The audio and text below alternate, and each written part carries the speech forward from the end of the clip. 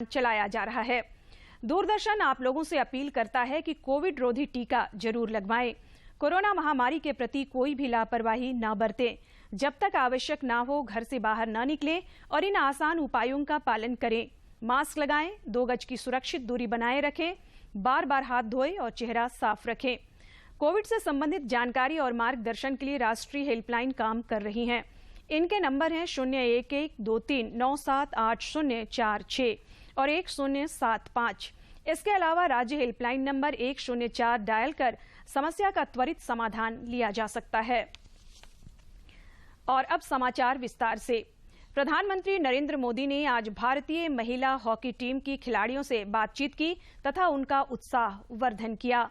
प्रधानमंत्री ने बेहतरीन खेल के लिए खिलाड़ियों की प्रशंसा करते हुए कहा कि देश को आप पर गर्व है। नमस्कार सर। हाँ जी नमस्कार सर। नमस्ते। देखिए आप सब लोग बहुत बढ़िया खेले हैं। आपने इतना पसीना बहाया पिछले 5-6 साल से सब कुछ छोड़ छाड़ करके आप इसी में एक साधना कर रहे थे। आपका पसीना बदल नहीं ला सका, लेकिन आपका पसीना आज देश की करोड़ों बेटियों की प्रेरणा बन गया है। और मैं टीम के सभी साथियों को और आपके कोच को सबको बधाई देता हूं। Thank you sir, thanks a lot. आपने इतना इनकरेज किया हमारी टीम को, so thank you so much. और निराश बिल्कुल नहीं होना है। अच्छा, मैं देख रहा था नवनीत की आंख पर कुछ चोट आई है। हाँ जी, कल उसको चोट आई थी, उसको 4 स्टिचेस लगे हैं। तो अरे बाप रे, मैं देख रहा था उसको काफी अभी ठीक है, उसकी आंख को तो कोई तकलीफ नहीं हुई है ना?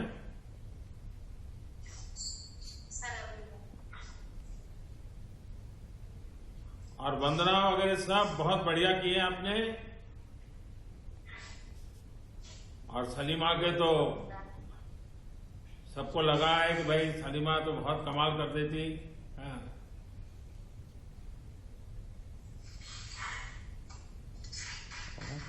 Sir thank you so much. आप लोग रोना बंद कीजिए। मेरे तक आवाज आ रही है। देखिए देश आज आपका पर गर्व कर रहा है। बिल्कुल निराश नहीं होना है। और कितने दशकों के बाद हॉकी भारत की पहचान फिर से एक बार पुनर्जीवित हो रही है। आपके लोगों की मेहनत से हो रही है।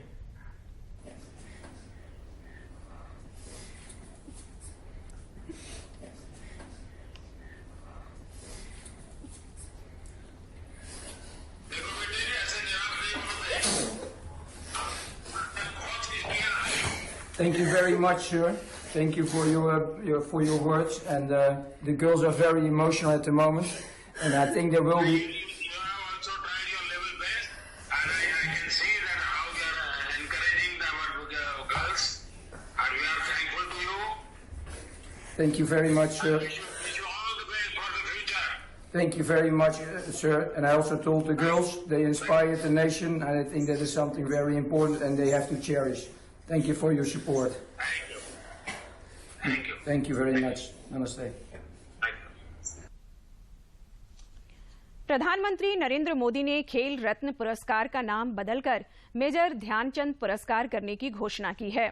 प्रधानमंत्री ने कहा कि देश को गर्वित कर देने वाले पलों के बीच अनेक देशवासियों का यह आग्रह भी सामने आया है कि खेल रत्न पुरस्कार का नाम मेजर ध्यानचंद जी को समर्पित किया जाए।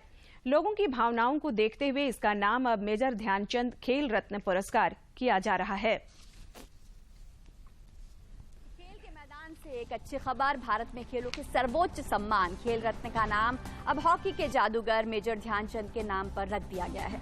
प्रधानमंत्री नरेंद्र मोदी ने आज ट्वीट किया। देश को गर्वित कर देने वाले पलों के बीच अनेक देशवासियों का ये आग्रह भी सामने आया है कि खेल रत्न पुरस्कार का नाम मेजर ध्यानचंद जी को समर्पित किया जाए। लोगों की भावनाओं को देखते हुए इसका नाम अब मेजर ध्यानचंद खेल रत्न पुरस्कार किया जा रहा है। जय हिंद। प्रधानमंत्री ने ट्वीट किया है। अब खेल रत्न पुरस्कार जो है वो मेजर ध्यानचंद खेल रत्न पुरस्कार नाम से जाना जाएगा। और इलाहाबाद में पैदा हुए ध्यानचंद जी को खेल जगत की दुनिया में दद्दा कहकर बुलाते हैं। ध्यानचंद के जन्मदिन 29 अगस्त को राष्ट्रीय खेल दिवस के रूप में भी मनाया जाता है। 16 साल की उम्र में ध्यानचंद भारतीय सेना के साथ जुड़े। इसके बाद से ही उन्होंने हॉकी खेलना शुरू किया। ध्यानचंद को हॉकी का इतना जुनून था कि वे काफी देर तक अभ्यास किया करते थे। वे चांद निकलने तक हॉकी का अभ्यास करते रहते। इसी वजह से उनके साथी खिलाड़ी उन्हें चांद कहने लगे थे। 1928 एम्स्टर्डम ओलंपिक गेम्स में वे भारत की ओर से सबसे ज्यादा गोल करने वाले खिलाड़ी बने। उन खेलों में ध्यानचंद ने 14 गोल किए। एक अखबार ने लिखा था, ये हॉकी नहीं बल्कि जादू था और ध्यानचंद हॉकी के जादूगर हैं।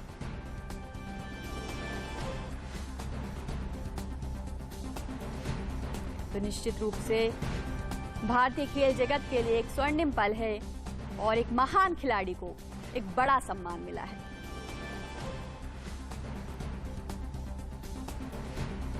खेल रत्न पुरस्कार अब मेजर ध्यानचंद पुरस्कार के नाम से जाना जाएगा। हॉकी के जादूगर कहलाते हैं मेजर ध्यानचंद। उनके स्वर्णिम योगदान ने हॉकी को एक नए म्यार पर पहुंचाया है भारत में।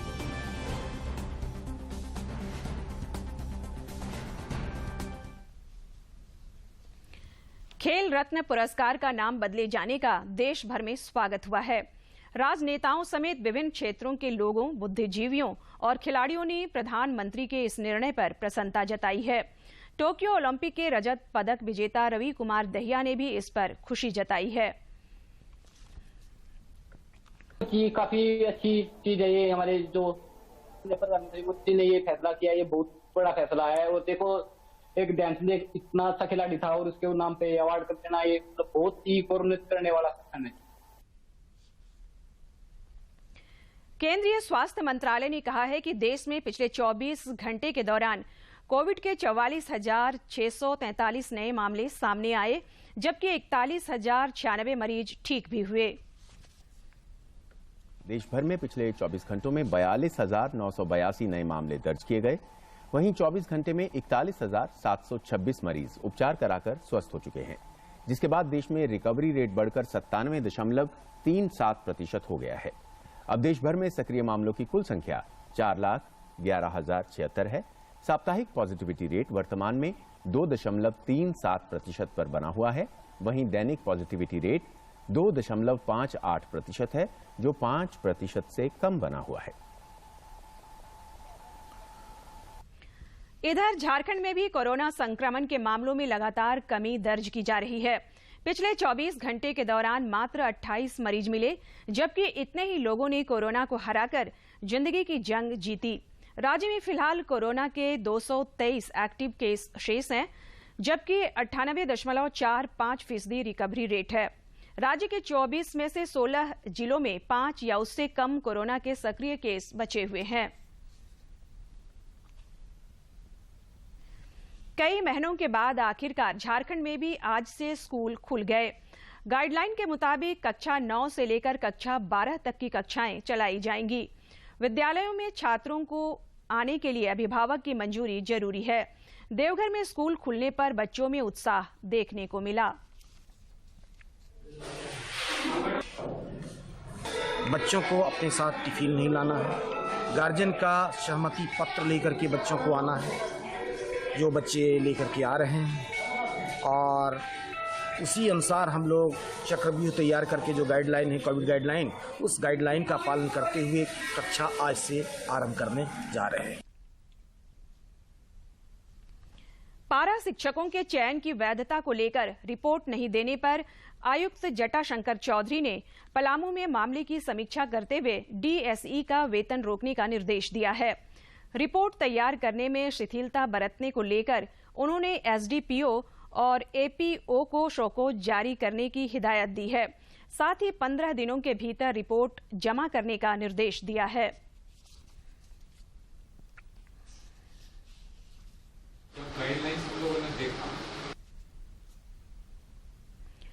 भारतीय जन संचार संस्थान आईआईएमसी में शैक्षणिक वर्ष 2021-22 के वास्ते पीजी डिप्लोमा पाठ्यक्रमों में दाखिले की प्रक्रिया शुरू हो गई है। इच्छुक छात्र आगामी 9 अगस्त तक आवेदन कर सकते हैं। विस्तृत जानकारी संस्थान के वेबसाइट www.iimc.gov.in से प्राप्त की जा सकती है।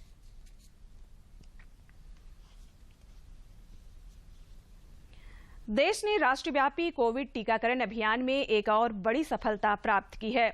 देश ने कोविड टीकाकरण में 49 करोड़ 53 लाख का आंकड़ा पार कर लिया है। टीकाकरण अभियान के तहत देश में अब तक 49 करोड़ 53 लाख से अधिक कोविड टीके लगाए गए हैं। वहीं पिछले 24 घंटों में 57,97,000 से अधिक कोविड टीके लगाए गए। इधर राज्य में भी कोविड टीकाकरण अभियान तेज गति से आगे बढ़ रहा है। विभिन्न जिलों में निर्धारित टीका केंद्रों पर आज लोगों ने कतारबद्ध होकर कोरोना का टीका लिया। रांची में भी आज 14 स्थानों पर टीकाकरण की व्यवस्था की गई थी।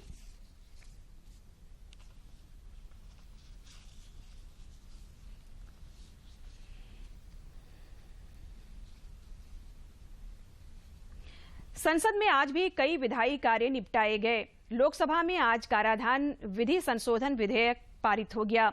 सदन में द्वितीय विश्व युद्ध के दौरान हिरोशिमा और नागासाकी की त्रासदी को भी याद किया गया। माननीय सदस्यगण, आज जापान के नगर हिरोशिमा और नागासाकी पर परमाणु बम गिराए जाने की घटना के 76 वर्ष पूर्ण हो गए हैं। 6 अगस्त और 9 अगस्त 1945 को क्रमशः हिरोशिमा और नागासाकी पर परमाणु बम गिराए गए थे, जिसके कारण दोनों शहरों में हजारों लोग मारे गए थे तथा लाखों लोग घायल और जीवन भर के लिए अपंग हो गए थे। इस घटना ने पहली बार विश्व को परमाणु बम की विनाशकारी ताकत से परिचय कराया था। आज भी हिरोशिमा और नागासाकी के निवासी उन हमलों में हुए परमाणु विकिरण के दुष्प्रभावों को झेल रहे हैं। आइए आज के दिन हम नरसंहार के हथियारों को नष्ट करने तथा विश्व में शांति और भाईचारे के प्रचार प्रसार हेतु एक साथ मिलकर काम करने के अपने संकल्प को सुदृढ़ करें।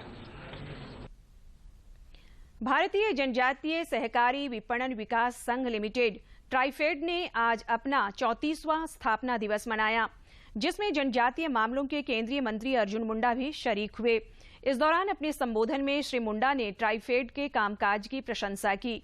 उन्होंने कहा कि कोरोना महामारी के दौरान भी ट्राइफेड ने जनजातीय लोगों के रोजगार और आजीविका के वास्ते दोगुनी रफ्तार से काम किया है।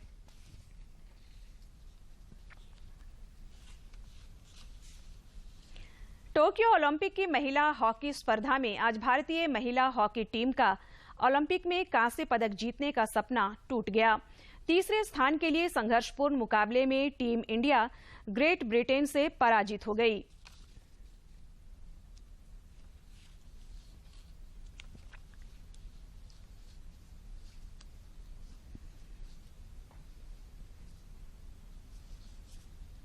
भारतीय महिला हॉकी टीम टोक्यो ओलंपिक में भले ही कांस्य पदक न जीत पाई हो, लेकिन उन्होंने अपने प्रदर्शन की बदौलत देशवासियों का दिल जीत लिया है।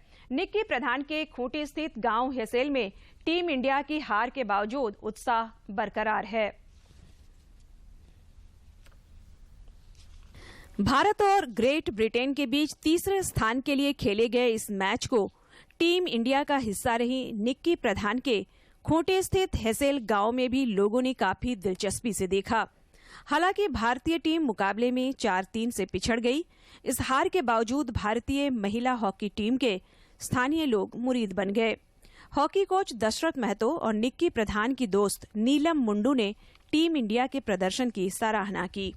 लोग बहुत खुश हैं क्योंकि ये ऐतिहासिक पल है और हमारी लड़कियां जो इतिहास बनाई वो स्वर्ण अक्षरों से लिखा जाएगा, क्योंकि इससे पहले कभी भारतीय महिला टीम क्वार्टर फाइनल और सेमीफाइनल में नहीं पहुंची थी।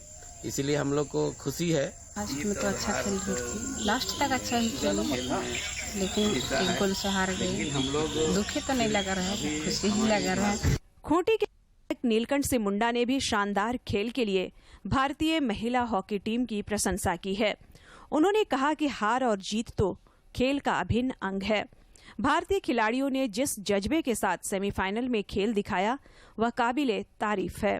हमारी बेटी बहुत अच्छा खेली, हमें गर्व है अपनी बेटियों पर कि आज उन्होंने देश के लिए ट्रॉफी मेडल नहीं लेके आया, लेकिन देश के लिए बहुत अच्छा खेली। और खास करके अपने इस झारखंड की जो बेटी है निकी प्रधान जी और सिमडेगा से अपनी बेटी आती है सलीमा जी, उनके ऊपर और भी ज़्यादा हम सबों को गर्व महसूस कर रहे हैं। इस बार के टोक्यो ओलंपिक में भारतीय दल के दमदार प्रदर्शन से अंतर्राष्ट्रीय फलक पर भारत का मान बढ़ा है। हॉकी स्पर्धा में पहली बार महिलाओं ने सेमीफाइनल तक का सफर तय किया, जो खुद में एक बड़ी उपलब्धि है। हारना और जीतना मायने नहीं रखता, असल मायने रखता है देश के लिए दिल से खेलना। खूंटी से ज्योत्सना सीलाडांग की रिपोर्ट। खूंटी जिले के हेसेल गांव में खेल प्रतिभाओं की भरमार है और अब तक गांव से 16 खिलाड़ी खेल को अपना कैरियर बना चुके हैं। इस गांव में अब खेल मैदान बनाने की पहल हुई है।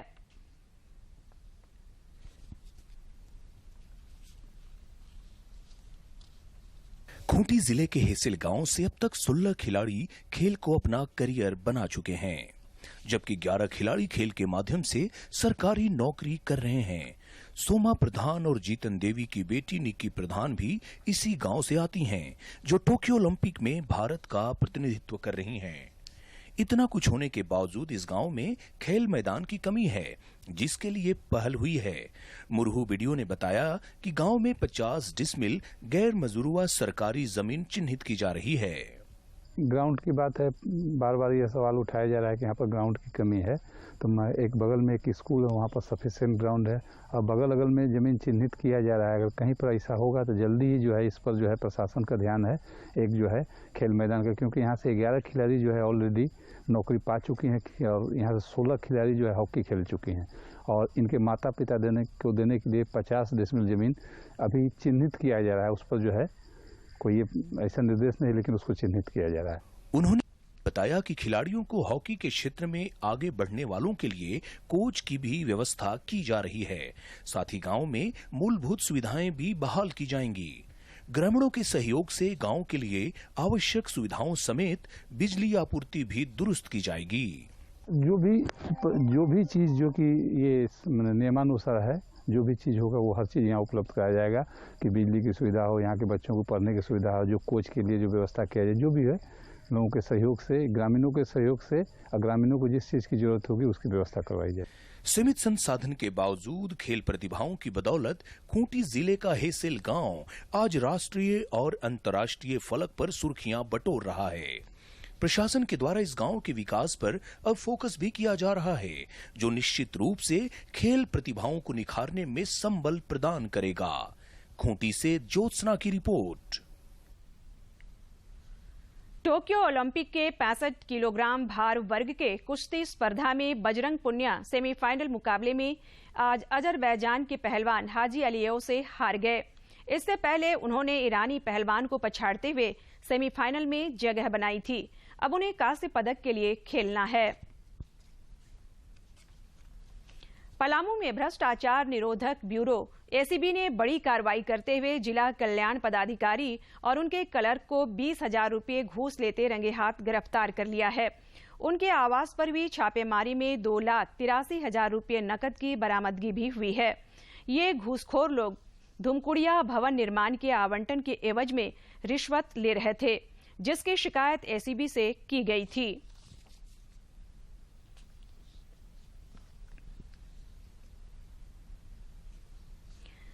भाजपा के प्रदेश प्रवक्ता प्रतुल शाहदेव ने आज पार्टी मुख्यालय में पत्रकारों से बातचीत करते हुए राज्य सरकार पर नई नियुक्ति नियमावली के जरिए तुष्टीकरण करने, हिंदी राजभाषा का अपमान करने और अनेक क्षेत्रों के साथ भेदभाव करने का आरोप लगाया। इसका हम कड़ा विरोध करते हैं। भारतीय जनता पार्टी झारखंड प्रदेश इसका कड़ा विरोध करती है। और जो नई नियुक्ति संबंधी नियमावली जो पारित हुई है, हम मानते हैं ये राजभाषा हिंदी का अपमान है, ये बहुसंख्यक समाज के खिलाफ एक कुठाराघात है, ये तुष्टीकरण की राजनीति को बढ़ावा देता है और ये क्षेत्र विशेष के लोगों के साथ भेदभाव करता है। इधर झारखंड मुक्ति मोर्चा के केंद्रीय महासचिव सुप्रियो भट्टाचार्य ने रांची में प्रेस वार्ता आयोजित कर नियोजन के संबंध में सरकार के कदमों की सराहना की। आदिवासी जो पिछड़े वर्ग है, जो दलित वर्ग है, उनके सम्मान की रक्षा के लिए एक ऐतिहासिक निर्णय लिया।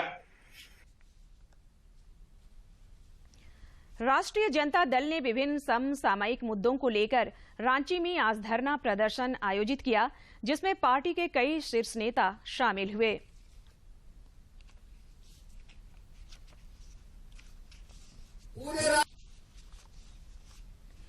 राज्य में पिछले 24 घंटे के दौरान मानसून की स्थिति कमजोर रही है, जिस कारण बारिश में एकरूपता नहीं दिखी। इस दौरान दुमका के खुशियारी में 77.2 मिलीमीटर वर्षा रिकॉर्ड की गई। मौसम विभाग ने अपने पूर्वानुमान में बताया है कि आने वाले समय में रांची, देवघर, गोड्डा और साहेबगंज समेत कई जिलों में वज्रपात के साथ भारी बारिश हो सकती है। इस बीच गोड्डा में आकाशीय बिजली का कहर देखने को मिला है। जिले के अलग अलग प्रखंडों में वज्रपात की घटना में 4 की मौत हो गई, जबकि 7 अन्य घायल हो गए। घायलों का उपचार किया जा रहा है। इधर जमशेदपुर के चाकुलिया में तेज रफ्तार का कहर दिखा, जिसमें 2 युवाओं की जान चली गई। प्रत्यक्षदर्शियों ने बताया कि हादसे के शिकार दोनों मोटरसाइकिल युवाओं ने हेलमेट नहीं पहन रखा था। देवघर में पुलिस ने 15 साइबर अपराधियों को गिरफ्तार किया है, जिनके पास से 27 मोबाइल फोन, 36 सिम कार्ड और 15 एटीएम कार्ड समेत कई चीजों की बरामदगी हुई है।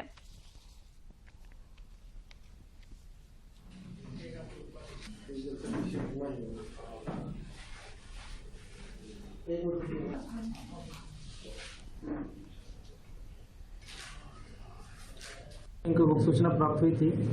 करो थाना अंतर्गत दिगवार, पतराडा ओपी अंतर्गत कराया, पत्रोल थाना अंतर्गत कराया टांड और कुंडा थाना अंतर्गत गौरीपुर, तेतरिया, बांदडी से कुल 15 साइबर अपराधियों को हम लोग ने गिरफ्तार किया है। उनके पास से कुल 27 mobile, 36 SIM card, ATM card 15, passbook 4, chequebook 4 और लैपटॉप 1 बरामद हुआ है। और इसमें से अभियुक्त किशोर कुमार दास पूर्व में। झारखंड की सांस्कृतिक राजधानी देवघर, जिसे नटराज की नगरी भी कहा जाता है, इसके पीछे सबसे बड़ा कारण है यहाँ के कलाकार। कलाकारों से भरा पूरा है नटराज नगरी देवघर, जहां के कलाकारों ने जिला, प्रदेश और देश स्तर पर अपना परचम लहराया है। लेकिन विडंबना यह है कि आज तक इस नटराज की नगरी में एक भी कला दीर्घा नहीं है, जहां पर कलाकार अपनी कलाकृतियों का प्रदर्शन कर सकें। ये हैं देवघर विनायक कला दीर्घा स्थापित करने वाले मार्कंडेय जजवाड़े, जिन्होंने अपना निजी हित त्याग कर कला की दुनिया को अपना लिया है, ताकि बाबा नगरी देवघर समेत पूरे संथाल परगना में कलाकारों को सम्मान दिया सके। यहाँ के सारे कलाकार बहुत दिनों से परेशान थे और कुंठित हो रहे थे, जो कोई कला दीर्घा देवघर में नहीं है। यहाँ तक कि संथाल परगना में भी कोई कला दीर्घा नहीं है, जिससे लोग अपनी कला को प्रस्तुत कर सकें। तो अंततः मैंने बिलासी के निवासी स्थान, अपने निजी स्थान पे एक 800 स्क्वायर फीट का एक कला दीर्घा का निर्माण किया अपने बाबूजी के नाम पर, इसलिए जो कि यहाँ के जितने भी कलाकार हैं उन लोग की कलाकृति यहाँ प्रस्तुत हो सके। विनायक कला दीर्घा में कलाकार निःशुल्क प्रदर्शनी लगा सकते हैं, जिसका असर ये हुआ है कि 100 से ज्यादा पेंटिंग्स यहाँ सज चुकी हैं, ताकि कदरदान अपनी मनपसंद पेंटिंग खरीद सकें और कलाकारों की हौसला अफजाई कर सकें। हालांकि देवघर के कलाकारों का मानना है कि सरकारी उदासीनता के बावजूद विनायक कला दीर्घा ने कलाकारों का सम्मान करने के लिए एक नजीर पेश की है। कलाकारों के लिए बहुत ही अच्छा प्लेटफॉर्म है और यहाँ कलाकार आके अपने चित्रों को लगा सकते हैं, अपनी कलाकृतियों को लगा सकते हैं। और दूसरा है कि हम इस आप लोगों के चैनल के माध्यम से वैसे लोगों को भी निवेदन हम यहाँ करना चाहेंगे कि चूँकि अभी लॉकडाउन चल रहा था, कोरोना काल चला, कलाकारों की भी स्थिति बहुत ही दयनीय हो गई, तो वैसे लोगों से निवेदन भी होगा कि आप इस जगह आइए और खास करके चित्रों को यहाँ से खरीदिए। ऐसे में जरूरत है विनायक कला दीर्घा जैसी संस्थाओं को तराशने के लिए सरकारी मदद और प्रोत्साहन की, ताकि संथाल परगना की धरती कलाकारों से सुनी न रह जाए। ब्यूरो रिपोर्ट, दूरदर्शन समाचार। झारखंड समेत देश भर में कल राष्ट्रीय हस्तकरघा दिवस मनाया जाएगा, जिसके आलोक में अनेक कार्यक्रम प्रस्तावित हैं। रांची जिला अंतर्गत बुनकर सेवा केंद्र इरबा में भी राष्ट्रीय हस्तकरघा दिवस का आयोजन अपराह्न 2 बजे से होगा। खिजरी विधायक राजेश कच्छप इस कार्यक्रम के मुख्य अतिथि होंगे, जबकि इस दौरान अनेक गणमान्य लोगों के उपस्थित होने की संभावना है। जैविक खेती के जरिए कोडरमा में न सिर्फ जमीन की उर्वरा शक्ति को बनाए रखने का प्रयास जारी है, बल्कि जैविक पद्धति से खेती कर किसान आर्थिक रूप से सशक्त भी बन रहे हैं। जब से इन्होंने अपने बंजर भूमि पर कृषि कार्य शुरू किया है, तब से जैविक खाद का ही इस्तेमाल करते आ रहे हैं और इन 11 सालों में इन्होंने कभी अपनी फसल की उपज बढ़ाने के लिए खाद का इस्तेमाल नहीं किया। खाद देने से क्या होता है, यूरिया डीएपी देने से बना उसका जो है जमीन का ताकत खत्म हो जाता है और खेत में खाद नहीं डालते हैं। जो भी करता है रासायनिक खाद माने गोबर बाजार से लाते हैं, उसको सड़ाते हैं, गोबर देते हैं। सेवा साव की तरह चंदवारा प्रखंड के दूसरे किसान भी जैविक पद्धति से कृषि कार्य में जुटे हैं। जैविक खाद से उपजाई गई सब्जियों की बाजार में कीमत मिलती है, साथ ही इन सब्जियों के इस्तेमाल से इंसानी शरीर भी बीमारी से दूर रहता है। दूरदर्शन झारखंड पर पल पल की खबरों से जुड़े रहने के लिए आप हमारे social media platform Twitter, Facebook और यूट्यूब से जुड़ सकते हैं, क्योंकि खबरों से जितना बाखबर रहना जरूरी है, उससे ज्यादा जरूरी है सटीक, संतुलित और निष्पक्ष समाचार। हमारा ट्विटर हैंडल और फेसबुक पेज है डीडी न्यूज झारखंड। आप हमें YouTube channel Jharkhand DD news पर भी देख और सुन सकते हैं। और आखिर में इस बुलेटिन के मुख्य समाचार एक बार फिर। प्रधानमंत्री ने भारतीय महिला हॉकी टीम की खिलाड़ियों से की बातचीत, कहा देश को आप पर गर्व। खेल रत्न पुरस्कार का नाम बदलकर किया मेजर ध्यानचंद खेल रत्न पुरस्कार।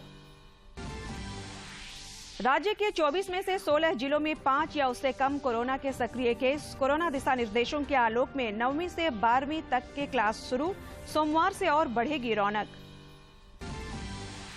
जनजातीय मामलों के केंद्रीय मंत्री अर्जुन मुंडा ने ट्राइफेड के 34वें स्थापना दिवस में की शिरकत। आदिवासियों की आजीविका बढ़ाने में योगदान को सराहा। और पलामू में जिला कल्याण पदाधिकारी समेत 2 लोग घूस लेते गिरफ्तार। एसीबी ने रिश्वत मांगे जाने की शिकायत पर की कार्रवाई। आवास से मिले लगभग 3 लाख रुपए।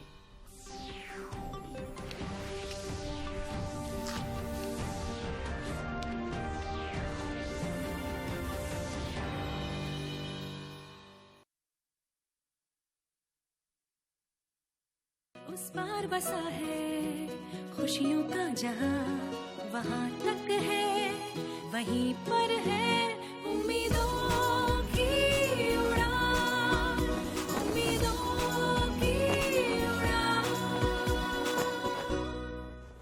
ये कहानियां हैं उन योद्धाओं की जिन्होंने मुसीबतों के सामने हार नहीं मानी। समाज के मुद्दों के हिस्सेदार बनकर ये लड़ते गए, औरों से जुड़ते गए और समाज को बदलते गए। हमारे सच्चे हीरो, तुम्हें हमारा सलाम।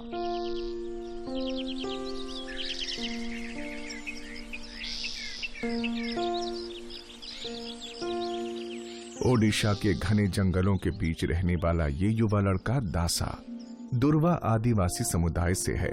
उसने बचपन से अपने समुदाय के लोगों को जिंदगी की मुश्किलों से जद्दोजहद करते हुए और जरूरतें पूरी करते देखा है। यहाँ तक कि जंगल भी खत्म हो रहे हैं। हमें